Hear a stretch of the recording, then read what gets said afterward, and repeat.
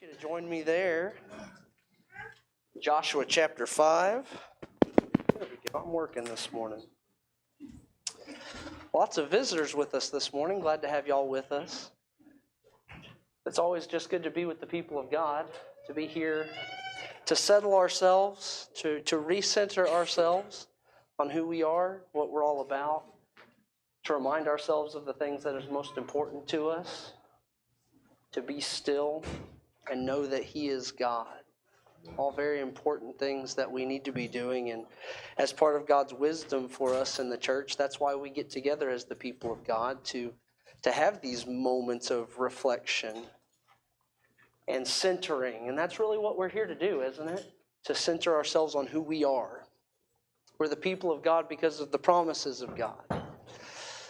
And we're the people that are trying to take hold of the promises of God by listening to God and listening to His Word. If you hadn't been with us, we've been working through the book of Joshua, thinking about the good promises of God.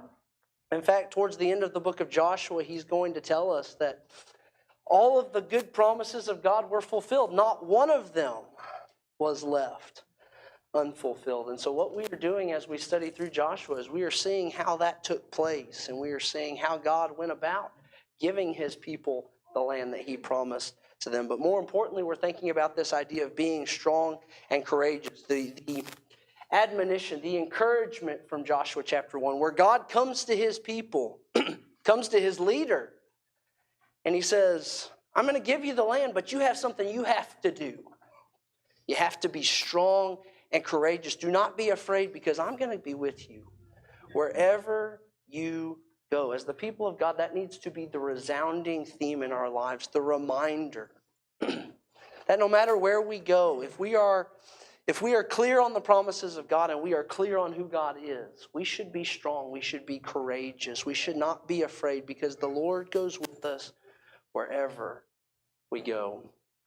And so as we get into Joshua chapter 5, it occurred to me, Joshua is a book about war, right? It's a book about conquest. Israel is going into this land not just to run people out. What has God told them? They're going to go in and they're going to wipe out the people, right? But up to this point, we haven't seen any war, have we? You think about what we've talked about in Joshua 1 through 4. We've talked about some of their previous endeavors, the king of Sihon, the king of Og, right? There had been some war, but as we've gotten into Joshua, a book whose focal point is about taking the land, there has been not a single battle that has occurred up to this point. But instead, what have we seen from Joshua chapter 1 through 4? What are some of the things that God has done in these chapters? He has shown His power.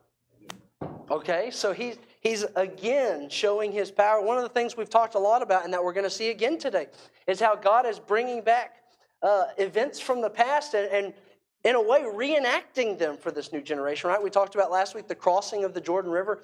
He very clearly makes a point to say, hey, I brought your forefathers out of Egypt. I parted the Red Sea, and I'm doing the same thing for you. I'm offering the same power to you, the same hope to you that I gave to the previous generation. What else? Anything else that we're seeing here from God in 1 through 4? Well, he's reaffirming His commitment, His promise.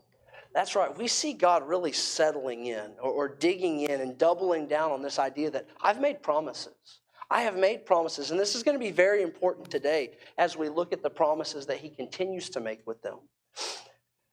You see, people had failed in the past. The previous generation had completely and utterly failed.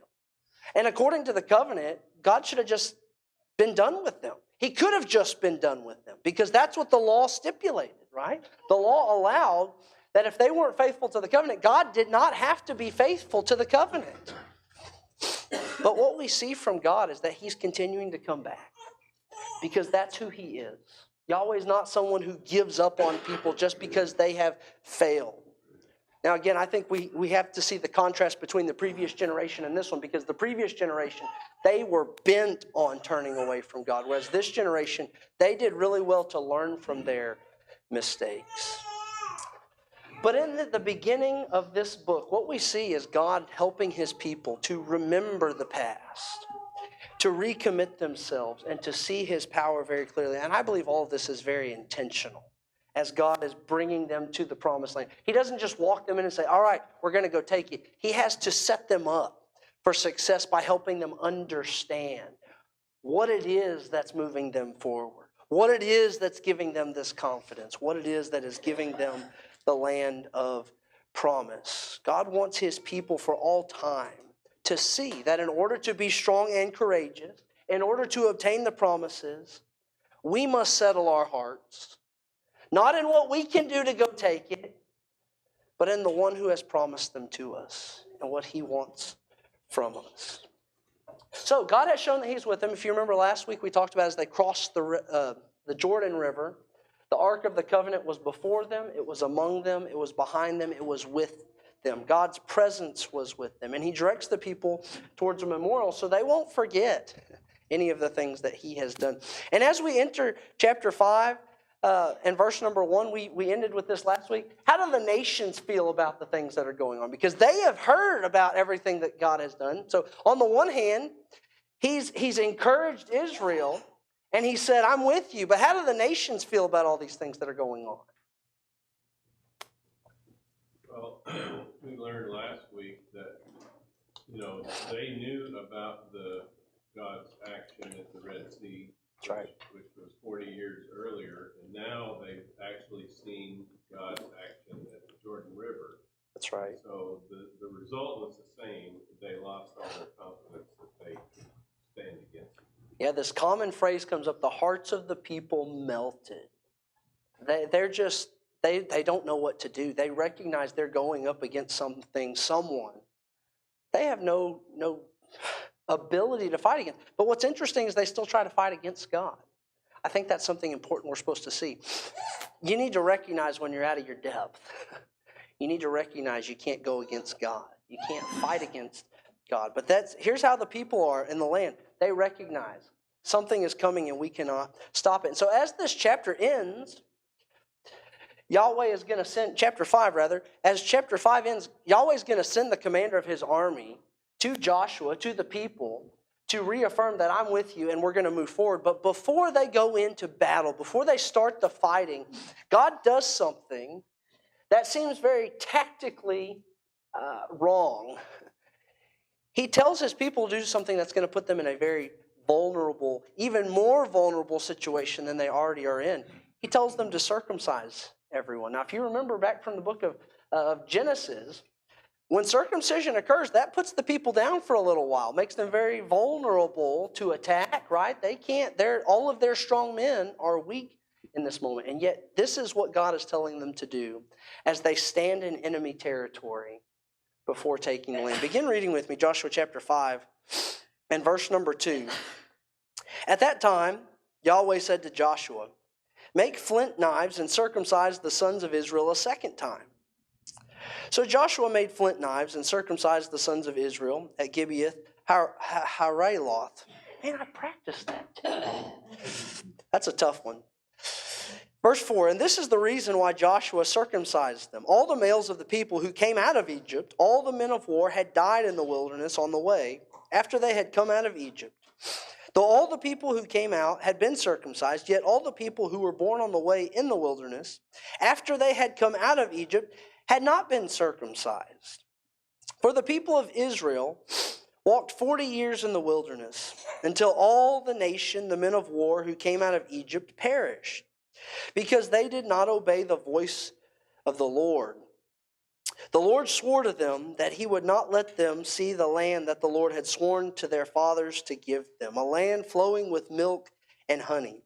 So it was their children whom he raised up in their place that Joshua circumcised. For they were uncircumcised because they had not been circumcised on the way. Now when the circumcising of the whole nation was finished, they remained in their places in the camp until they were healed. And Yahweh said to Joshua, today I have rolled away the reproach of Egypt from you. And so the name of that place is called Gilgal to this day.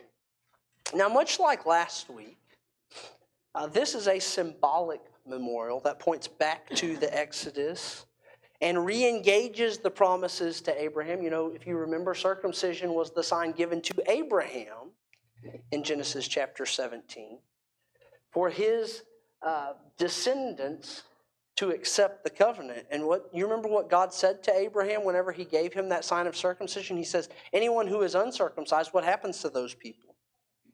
They're going to be cut off from my people. They will no longer be my people. So it's not enough just to be born into the family of Abraham. They had to accept the sign of the covenant by circumcising themselves. Now, I want you to think about where that puts this generation of people that God is leading, that God has given these promises to. He has told them, I'm going to give you the land, be strong and courageous, I'm with you. And yet they are uncircumcised. And what was the promise of God? If you are uncircumcised, I'm going to cut you off from being my people. And so what I really hope we can understand this morning as we look at this section is what God is demonstrating about what it means to be acceptable to Him, what it means to be in a covenant relationship with Him, what it requires of us. And I'll draw your attention once again to the structure of this section. And this is going to be a little small up here, but I hope you can see it well enough to understand what's going on. I want to draw your attention to the structure, which again emphasizes the need to listen to Yahweh. If you remember last week, I talked about this chiastic structure, which it kind of parallels itself from beginning to end and works its way towards the middle, and that thought in the middle is really what the section is driving at. And I want you to notice how this section begins and ends with who talking? Lord. Yahweh. That's right, the Lord. The Lord says something to Joshua, which really I think sets the tone for what he's driving towards in the middle. And you can see that yellow highlighted section in there. And that is, there was a previous generation that did not obey the voice of the Lord, that didn't listen to what He said. And He makes it very clear through the monotonous repetition of this section. They didn't adhere to the covenant. They didn't engage the covenant. They didn't listen to God, and they didn't get to enter the land. And I want you to notice some of the other repetitions that are made here in Joshua chapter 5. More than 4 times. I don't know what my notes are saying here. I mistyped here. Several times in this section, he would mention how they came out of Egypt. Did y'all hear him say that multiple times? This generation came out of Egypt. This other generation also came out of Egypt. They were in the wilderness, which is another repeated idea. They were in the wilderness. They were on the way, but they weren't circumcised, which is stated explicitly 2 times in verse number 5 and in verse number 7. He wants us to understand that there's a problem with the fact that they were not circumcised on the way. They should have been circumcised along the way. And again, this points back to Genesis chapter 17 and verse number 14. Any uncircumcised male who is not circumcised in the flesh of his foreskin shall be cut off from his people. He has broken my covenant. Do you see that God cares about this? We need to appreciate this about God. He said this 400 years before. And He's still holding people accountable to this. We're beginning to learn something about God, aren't we? It doesn't matter how much time has passed. What matters is whether or not God said it and whether or not He expects people to do it. If they are going to be part of His covenant, the covenant expectations do not change unless the covenant is done away with. And that's not been done away with, has it? In fact, what we've seen is God doubling down on this covenant, saying, I'm committed to this covenant, but you have to be committed to this covenant as well. And so again, another important pattern we see from God is His expectation of obedience as a demonstration of covenant commitment. And if I can just make an aside note on this, many people today quibble about what God wants us to do as part of His covenant. And if you know the scriptures, you know that today, obviously we're under a different covenant. But what is equated to circumcision in the new covenant? Baptism, that's right. Colossians chapter 2 and verse number 12 tells us very plainly that that's the sign of our covenant, that we are supposed to be baptized. It's the powerful working of God whenever we are baptized. But it's the obedience. It's recognizing this is the sign that God has given to us. And if we are going to be part of His covenant, we have to obey. Now, we don't need to understand the why. Just like the people then, they didn't need to understand why.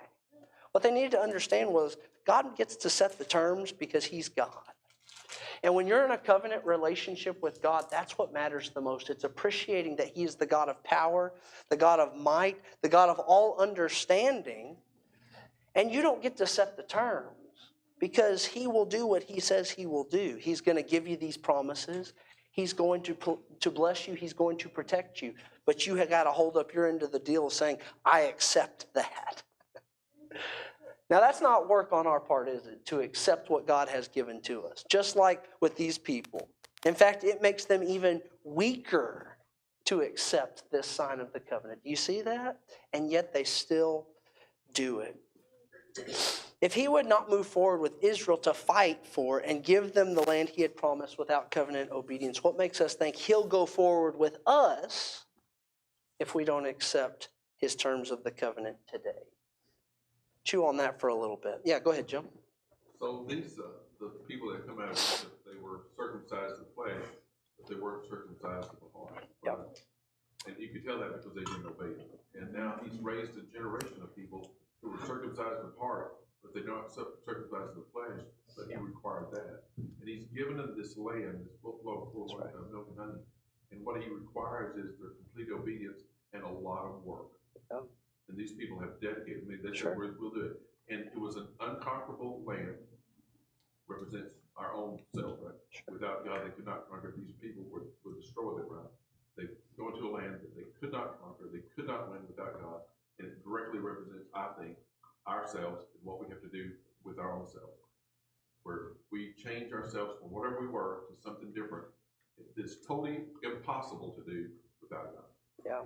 Well, and we did talk about some of that last week. Isn't that God's mode? He brings His people into impossible situations, not because He's toying with them, but to give clarity, to help us understand. You can't cross this Jordan on your own. You can't beat the giants on your own. You cannot take hold of this land unless I am with you and unless you're going where I lead. And you know what we're going to see, especially as we get into next week, into Joshua chapter 6, and really throughout the whole conquest, is they don't move forward until God comes and reveals what's going to happen next. You know what's interesting?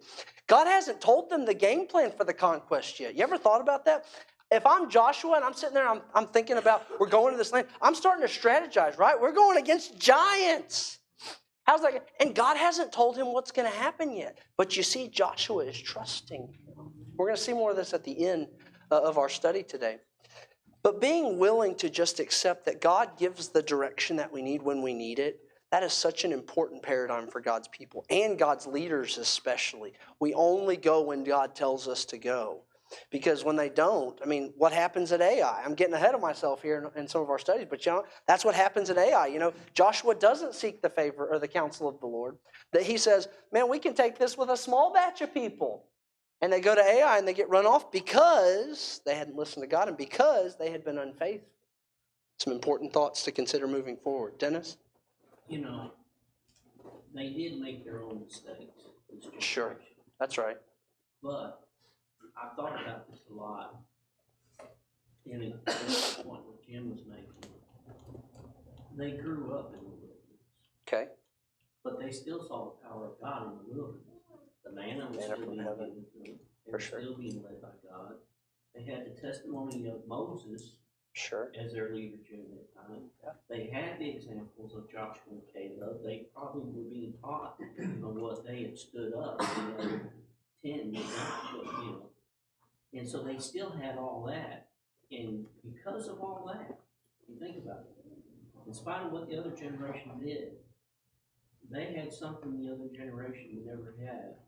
And it shows you that they made their own determination on serving God. That's right. The moment Moses passed away, Joshua became the leader. It's a whole different mindset with this group of people. That's right. Now, I'm not saying they didn't make mistakes. We all do. Sure. But their hearts were totally different than the previous generation. That's right. It's demonstrated throughout this book. That their hearts, because even when they face their mistakes, what do? They change. That's right.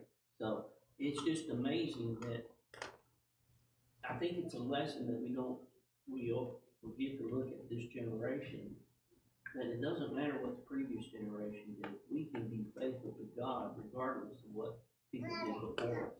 Yeah, that's such a great point. And we're going to get into that a little bit more. And I think that speaks to the nature of God, because it's his prerogative to offer the second chance anyways, right? And I think, I asked you there in question number 2, what does he mean by saying circumcise this generation a second time? What do you think that means, by the way? I'm curious. So this is question number 2 on your worksheet.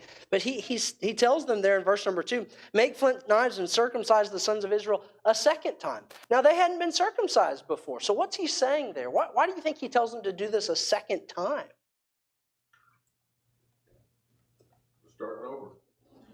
They are starting over.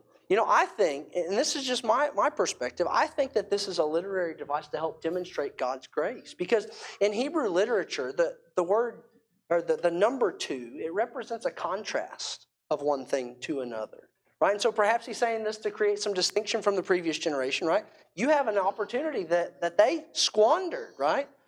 You're getting something else. It can also imply confirmation of witness. What does the law say?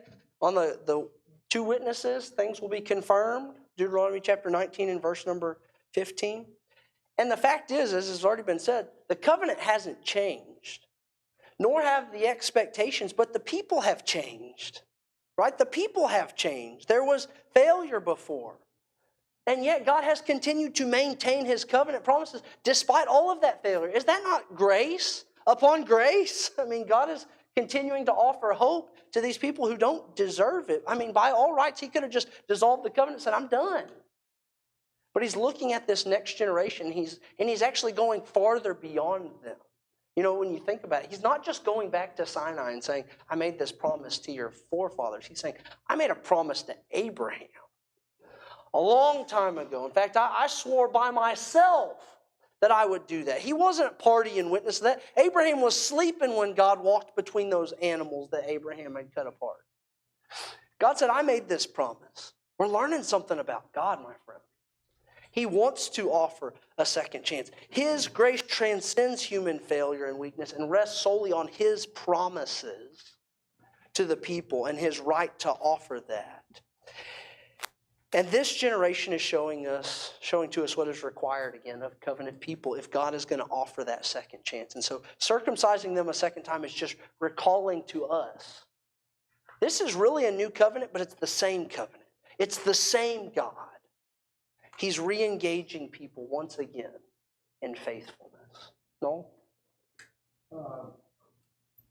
Back in Deuteronomy 30, it says, moreover, Lord your God will circumcise your heart and harden your to love your Lord, to love the Lord your God with all your heart and with all your soul. And we know that looking from us, it's talking about us. Sure. But could it not also be talking about these people? Their heart, maybe their heart was circumcised.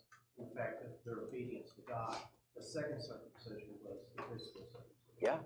Yeah, and that's a great point. In fact, you and Jim have both brought this up, so I'll just show you this chart that I put together. You look at the contrast between the 2 generations. That Exodus generation, they had been circumcised, but they didn't listen to the voice of the Lord.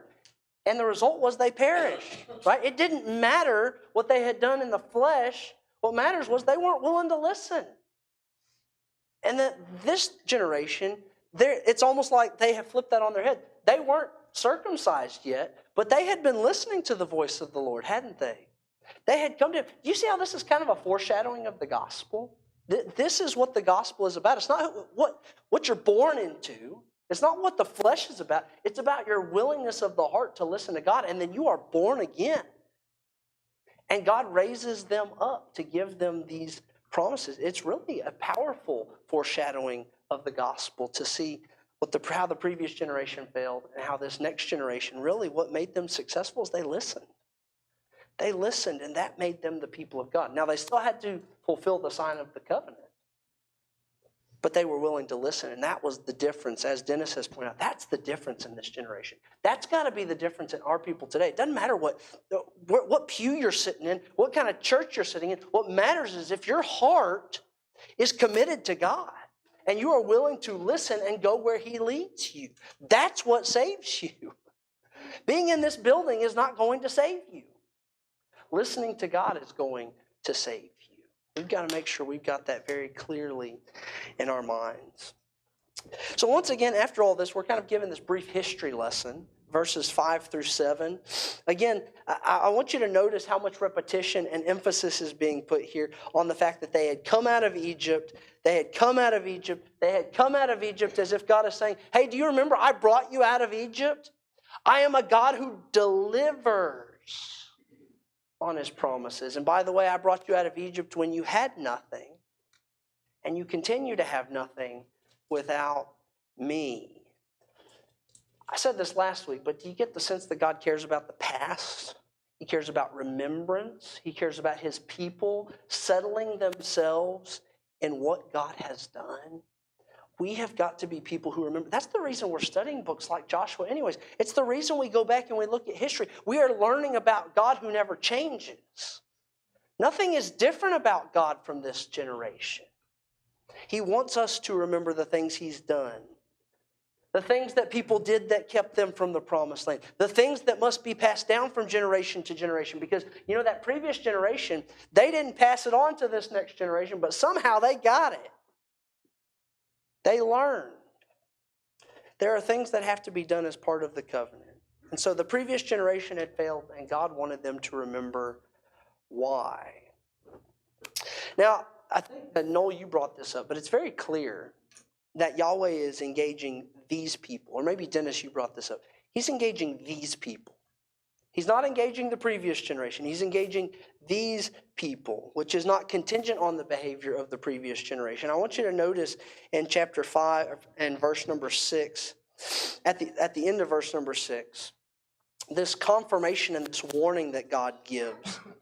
We'll just read all of verse number 6. For the people of Israel walked 40 years in the wilderness until all the nation, the men of war who came out of Egypt, perished because they did not obey the voice of the Lord. But listen to what he says. The Lord swore to them that he would not let them see the land. So he's contrasting here. I've made a promise before. I've sworn before that they would, but now I'm swearing they're not going to enter, right?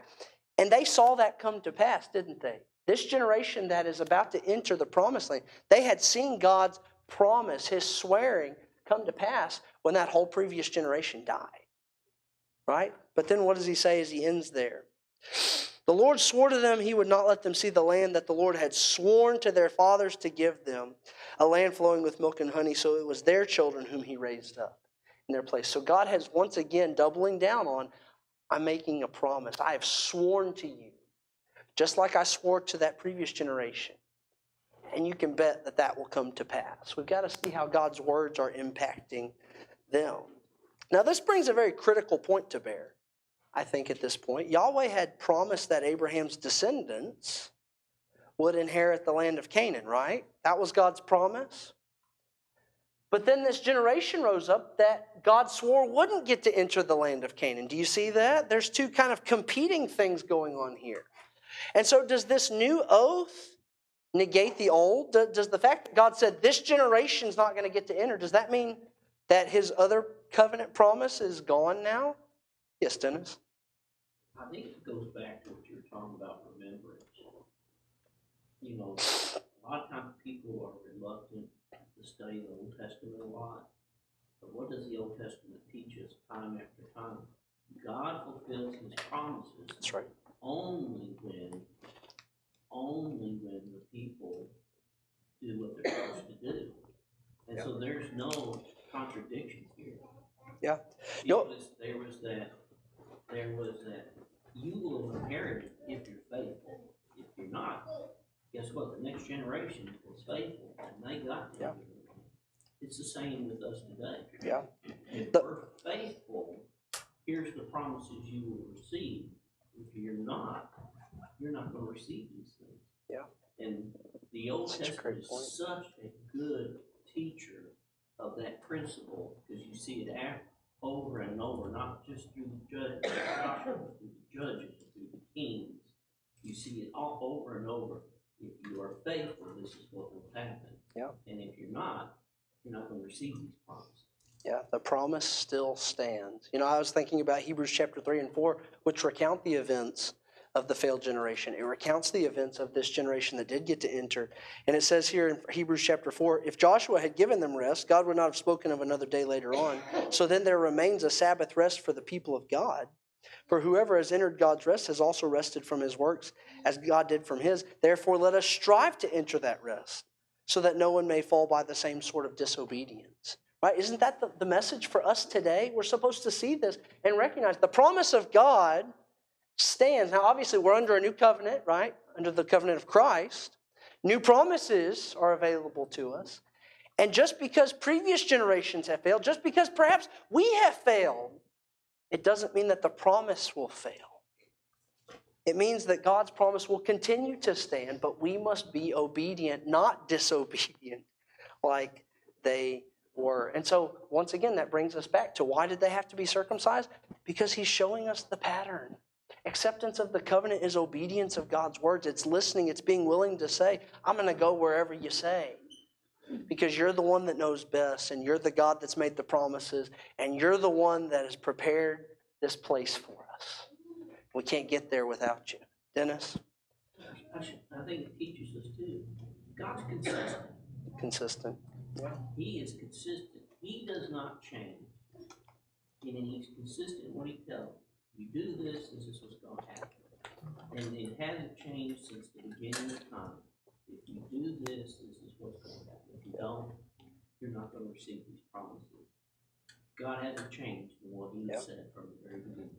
Yeah, and you just see the abundance of what God gives them if they're willing to accept it. Absolutely. I want you to notice here, how does God respond? So they do what he tells them to do. They listen to the voice of the Lord. How does he respond to them?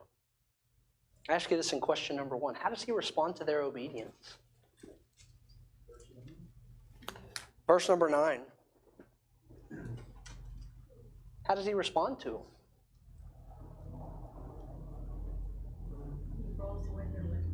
That's right.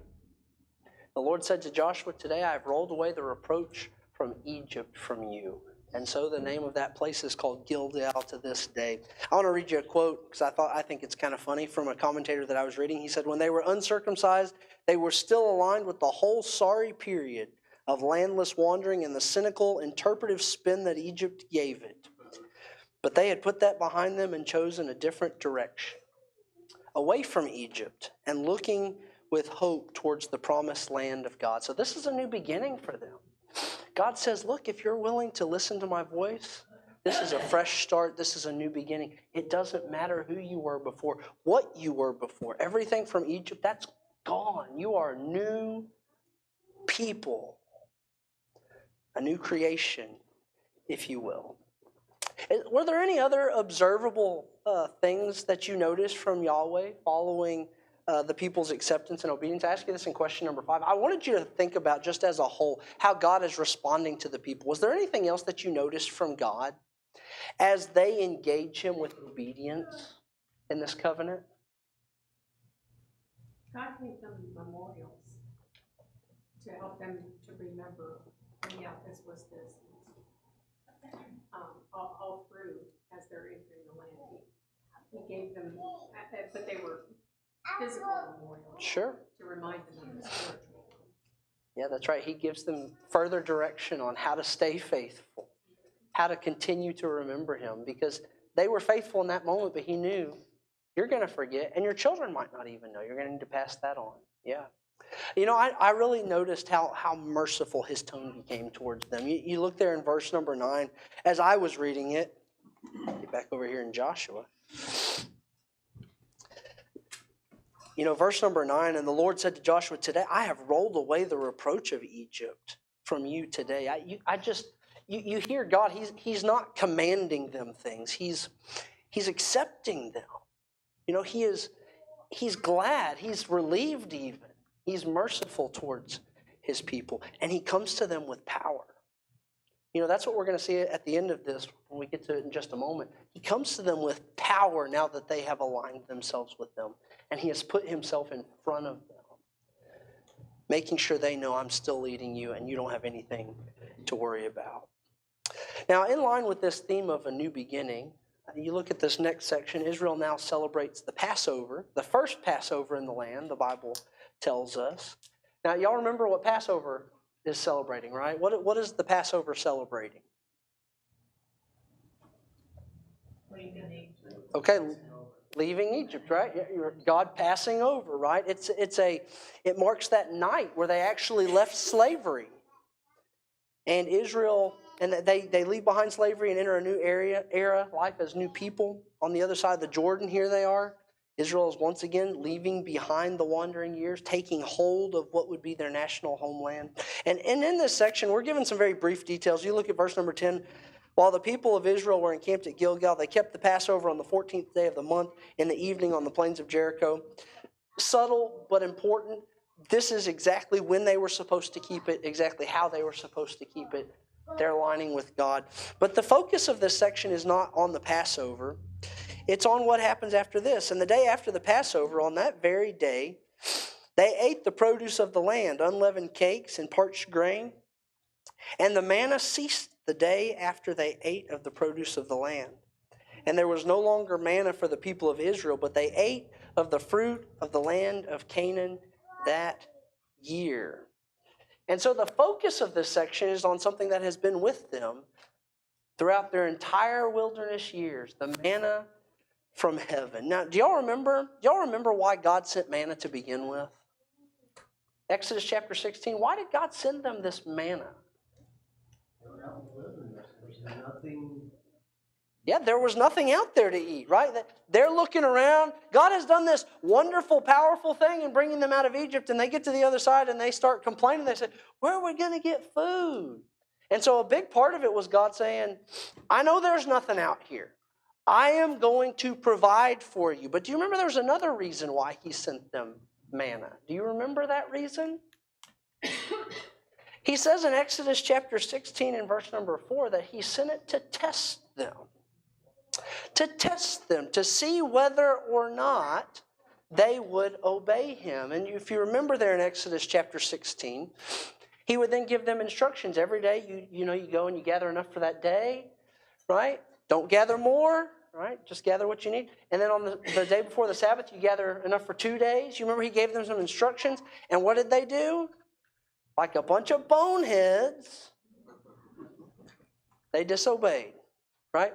Again, don't we see a reversal here? God's people now, they're in a place where they have trusted in God. They are not testing him. They are trusting him. They are doing what he says. It has brought them to the cusp of the land of Canaan. They are now beginning to eat of the fruit of the land. 3 times in this section it tells us they ate of the fruit of the land, what was promised to God. They didn't need this providence anymore, but what was God still continuing to do? He was still continuing to provide the food that they needed, but it was in a more fulfilled way in the promised land. Go ahead, Noel. Yeah, I think that's very true. What we look at is this is the start. I mean, not the start, but this is the first place that they've been in the land that was promised to them, and what God said is true. It's flowing with milk and honey. It's flowing with provisions that they need for themselves to eat. That's right. So God has already shown that his promises are coming true. Yep. That's right. It's a foreshadowing of what they're getting themselves into. And the land flowing with milk and honey, that's one of the most common phrases that God has used in this promise because he wants them to understand it's abundant.